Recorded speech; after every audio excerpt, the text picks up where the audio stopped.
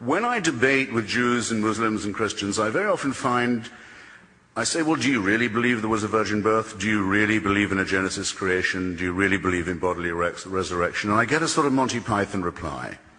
Well, there's a little bit of metaphorical, really. The main thing I want to dispute, you hear it very often said by people of a vague faith, that, well, it may not be the case that religion is metaphysically true. Its figures and its stories may be legendary or dwell on the edge of myth. Its truth claims may be laughable. We have better explanations for the origins both of our cosmos and our species now, so much better so, in fact, that had they been available to begin with, religion would never have taken root. No one would now go back to the stage when we didn't have any real philosophy. We only had mythology. When we thought we lived on a flat planet, or when we thought that our planet was circulated by the sun instead of the other way around, when we didn't know there were microorganisms as part of creation and that they were more powerful than us and had dominion over us rather than we them, when we were fearful, the infancy of our species, we wouldn't have taken up theism if we'd known now what we did then. But allow for all that, you still have to credit religion with being the source of ethics and morals. Where would we get these from if it weren't for faith? I think in the time I've got, I think that's the position I most want to undermine.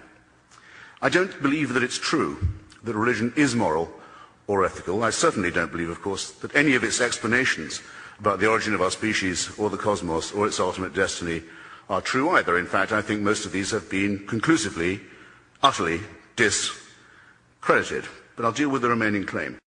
Is it moral to believe that your sins, yours and mine, ladies and gentlemen, brothers and sisters, can be forgiven by the punishment of another person? Is it ethical to believe that?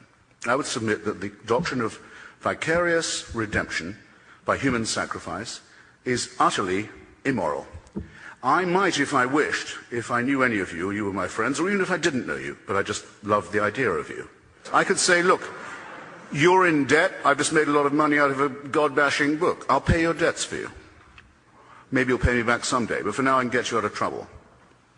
I could say, if I really loved someone who'd been sentenced to prison, if I could find a way of saying I'd serve your sentence, I'd try and do it. I could do what Sidney Carton does in A Tale of Two Cities. If you like, I'm very unlikely to do this unless you've been incredibly sweet to me.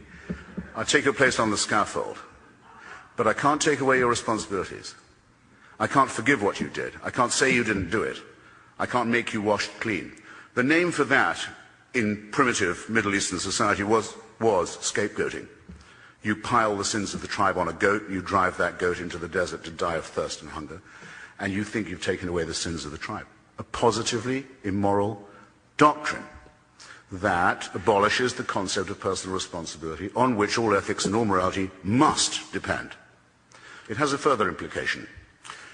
I'm told that I have to have a share in this human sacrifice, even though it took place long before I was born. I had no say in it happening. I wasn't consulted about it. Had I been present, I would have been bound to do my best to stop the public torture and execution of an eccentric preacher. I would do the same even now. No, I'm implicated in it. I myself drove in the nails. I was present at Calvary. It confirms the original filthy sin in which I was conceived and born, the sin of Adam in Genesis. Again, this may sound a mad belief, but it is the Christian belief. Well, it's here that we find something very sinister about monotheism and about religious practice in general. It is incipiently, at least, and I think often explicitly, totalitarian. I have no say in this. I am born under a celestial dictatorship which I could not have had any hand in choosing. I don't put myself under its government. I am told that it can watch me while I sleep. I'm told that it can convict me of, here's the definition of totalitarianism, thought crime. For what I think, I may be convicted and condemned. And that if I commit a right action, it's only to evade this punishment. And if I commit a wrong action, I'm going to be caught up not just with punishment in life, but even after I'm dead. In the Old Testament, gruesome as it is, recommending as it is of genocide, racism, tribalism, slavery, and the displacement and destruction of others. Terrible as the Old Testament gods are, they don't promise to punish the dead. There's no talk of torturing you after the earth has closed over the Amalekites. Only till when gentle Jesus, meek and mild, makes his appearance, are those who won't accept the message told they must depart into everlasting fire. Is this morality?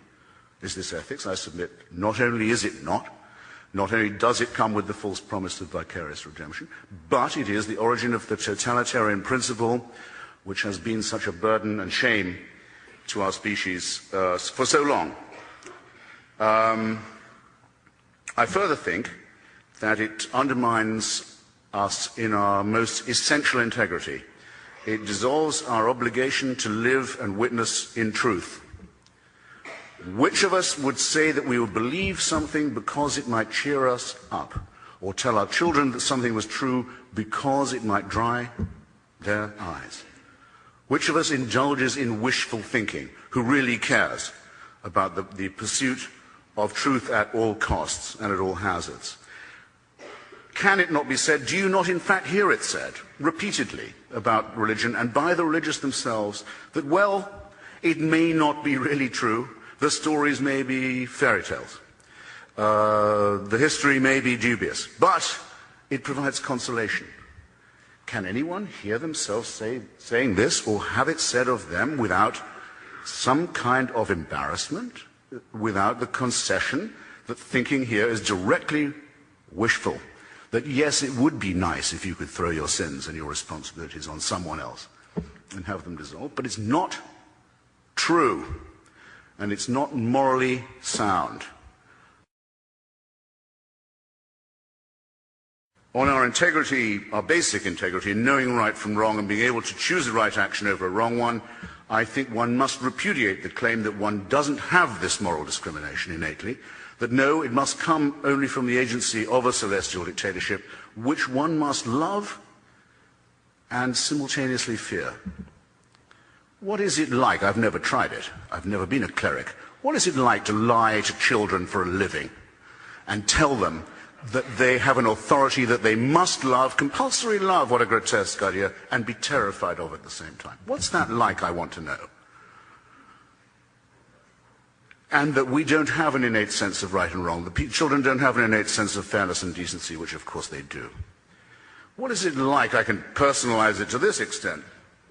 My mother's Jewish ancestors are told that until they got to Sinai, they'd been dragging themselves around the desert under the impression that adultery, murder, theft and perjury were all fine. They get to Mount Sinai only to be told it's not kosher after all. I'm sorry. Excuse me. We must have more self-respect than that for ourselves and for others. Of course, the story is a fiction. It's a fabrication exposed conclusively by Israeli archaeology. Nothing of the sort ever took place, but suppose we take the metaphor. It's an insult. It's an insult to us. It's an insult to our deepest integrity. No, if we'd believed that perjury, murder and theft were all right, we wouldn't have got as far as the foot of Mount Sinai or anywhere else.